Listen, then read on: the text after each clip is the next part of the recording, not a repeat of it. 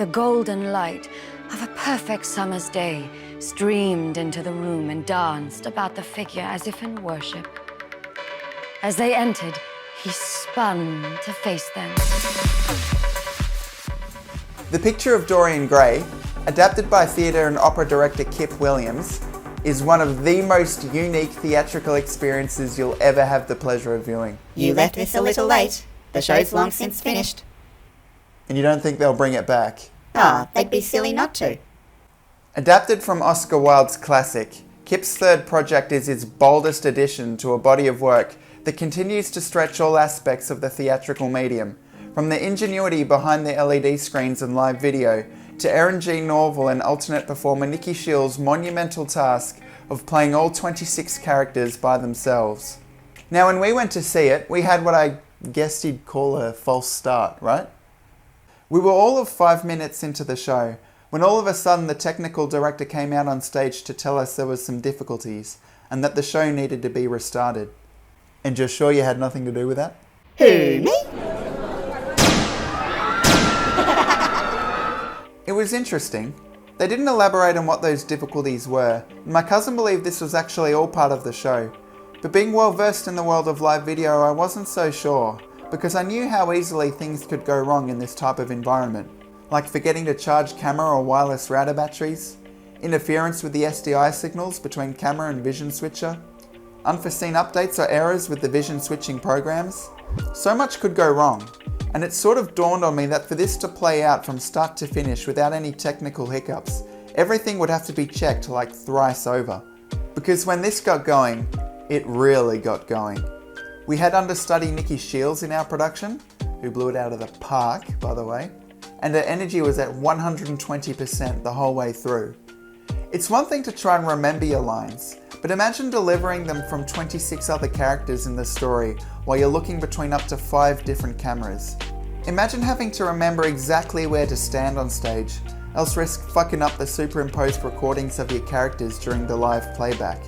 Imagine having to change outfit in the middle of a scene, or while you're still delivering your lines. Imagine having no downtime throughout the 2 hours of the show. And then to top it all off, imagine having to use photo and video editing apps on your phone, make edits to images that you've taken during the performance, and be comfortable with knowing those edits are all going up on the primary LED screen.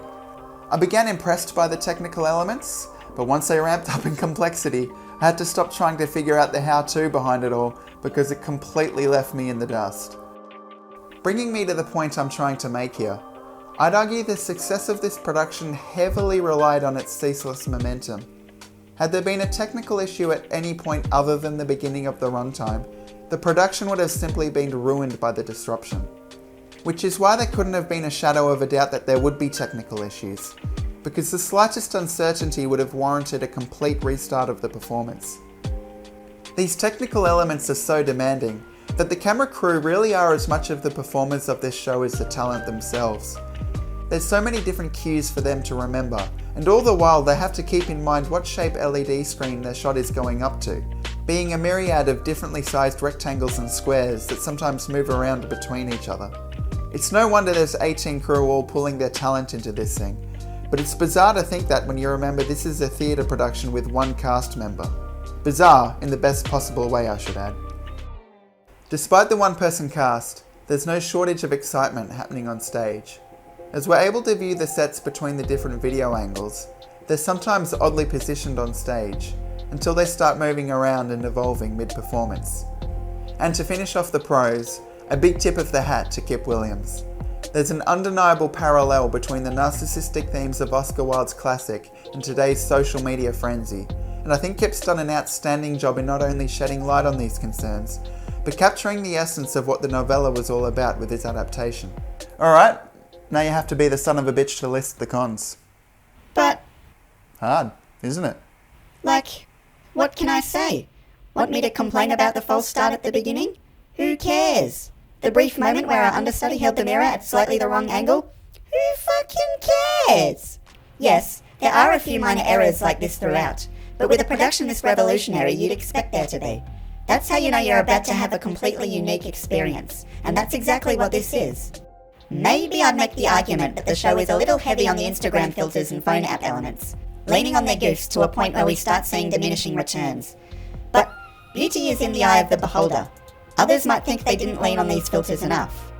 One thing I will mention, and this is something that's completely out of control of the creator's hands, it's sort of important you get yourself a decent seat. With the amount of LED screens moving around, quite often we found that a screen would be blocking the performers or sets. And part of appreciating the genius behind this production is seeing the difference between what's on screen and what's happening on stage.